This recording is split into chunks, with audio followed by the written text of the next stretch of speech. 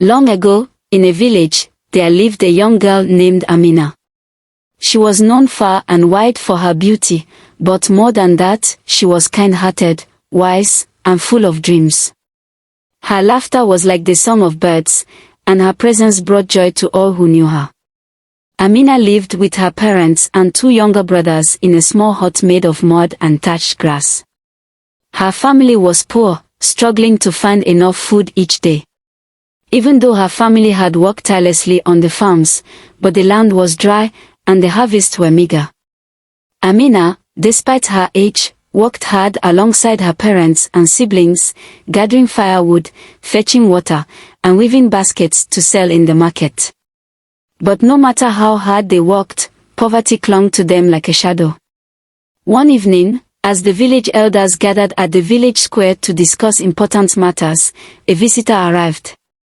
Alhaji Umaru, a wealthy but aging man from a distant village, came riding on a great black horse. He was known for his riches, his lands stretched beyond the hills, his herds were uncountable, and his house was built with stone instead of mud. But despite his wealth, he had no young wife to care for him in his old age.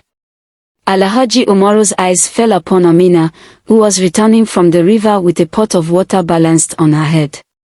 The golden rays of the setting sun illuminated her dark skin, making her look like a goddess of the earth. Who is that maiden? Alhaji Umaru asked the village elders. That is Amina, daughter of Musa and Solatu, they replied. Alhaji Umaru's heart swelled with desire. I must have her as my wife, he declared. That night, Alhaji Umaru visited Amina's home, carrying gifts of gold, fine fabrics, and baskets of food. He bowed before her parents and spoke in a voice as deep as thunder. Mr. and Mrs. Musa, I wish to take your daughter as my wife. In return, I will lift your family from poverty. You will never know hunger again. Amina's father looked at the gifts before them, more wealth than he had ever seen in his life. His heart wavered. He turned to his daughter and said, Amina, my child, this is our only chance to escape suffering, he said.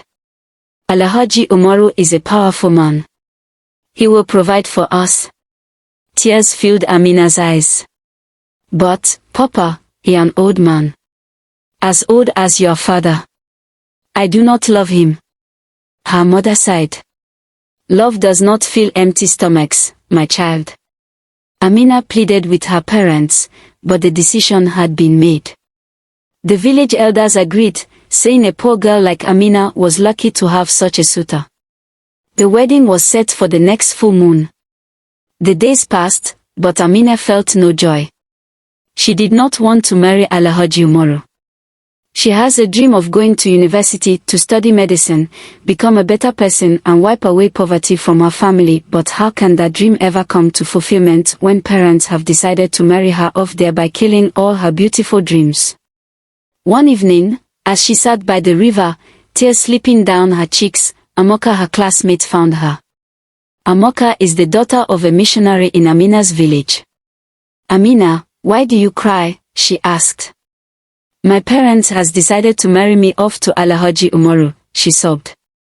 I don't want to get married now, I want to go to school. I don't even know what marriage is. Seeing the way Amina was crying, Amoka was pained. This is not right. You are not a goat to be sold. Don't worry, I'll talk to my father and I believe he will do something. Amina shook her head. If I refuse, my parents and brothers will starve. Amoka's heart ached, but she knew she spoke the truth. That night, Amoka went to her father and narrated the story of how a 12-year-old Amina's parents have concluded plans to marry her off to a man older than her father because poverty. Amoka pleaded with her father to please do something. After a long discussion with her father and much pleading, Amoka's father promised to look into it. Prayerfully, Amoka's father decided on what to do. The day of the wedding arrived. The entire village gathered to celebrate. Drummers played, dancers twirled, and Alhaji Umaru, dressed in gold, waited proudly for his young bride. Amina, dressed in fine silks, walked toward him, but her heart was heavy. Just before she reached him, Amoka's father with other foreign missionaries walked into Mr. Musa's compound and requested to have a word with him, which he granted unto them. They gave the family lots of gifts and promised to be in charge of Mr. Musa's family welfare. They also gave his 3 children scholarship to study abroad. The missionaries made him to understand that child marriage is a way of destroying both the life and future of their daughter. Though not very easy, but the missionaries were able to convince Mr. Musa. Immediately, Mr. Musa approached Alhaji Umaru and told him that he has changed his mind and will not be giving his daughter to him to marry. Alhaji Umaru was furious, but there was nothing he could do. Everyone went back to their house thinking and saying that Mr. Musa has become insane for rejecting Alhaji Umaru as an in-law. The missionaries kept to all their promises. In few years' time, all 3 of Malam Musa's children became graduates from renowned universities in the world and secured very good jobs. Amina became a neurosurgeon, Adamu became an engineer while Sonny became a pilot. Malam Musa's 3 children transformed their parents and changed their family history, which made people to envy them. They built mansions and bought cars for their parents and as well ensured that they lack nothing. They also built schools and hospitals for the village and as well ensured that they rendered financial assistance to the villagers. Malam Musa family became talk of the day in the whole village, and the village learned a great lesson that love cannot be bought, and a woman's heart is not a price to be traded. Child marriage is child abuse and can truncate one's destiny. Parents vowed never to sacrifice their children's future no matter what. And so, Amina's story was told for generations, reminding all who heard it that gold may bring temporary comfort, but only love and hard work brings true happiness. Marrying a child off because of poverty or any other reason is wrong and should stop. Moral lesson. 1. Education and hard work lead to true success. Investing in education empowers individuals to break free from poverty and create lasting prosperity, rather than seeking temporary relief through harmful practices like child marriage. 2. Child marriage destroys futures and must be stopped.